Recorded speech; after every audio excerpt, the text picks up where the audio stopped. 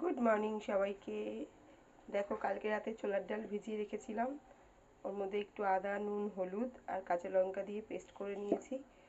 আর এই যে বড়া ভাজা হয়েছে কিছু, আর এই যে কিছুটা ভাজা হচ্ছে।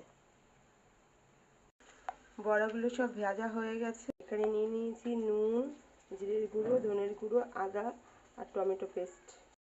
আলুগুলোকে আমি সিদ্ধ করে লাল লাল করে নুন হলুদ দিয়ে ভেজে নিচ্ছি। আছে একটু লঙ্কার গুঁড়ো। আলু ভেজে তুলে নিয়েছি। ওই কড়ার মধ্যেই দিয়ে দেবো জিরে, দুটো তেজপাতা, একটুখানি হিং। যে মশলাগুলো রেডি করেছিলাম সেটাও সব দিয়ে দিলাম। মশলাটা বেশ ভালো করে কষিয়ে নিয়েছি।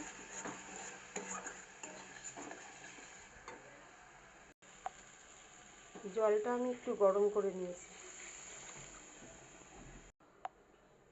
ঝোলটা ফুটে উঠেছে। দেখো, আলু আর বড়া দিয়ে দিয়েছি।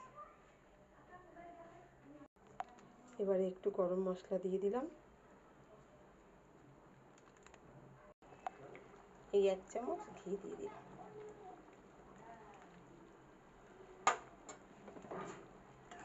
একটু ঝোল ঝোল রাখবো, কেন বড়াগুলো একটু ঝোল টানবে।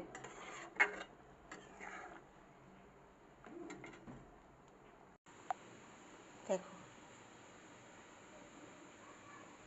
জানিও কেমন হয়েছে রান্নাটা।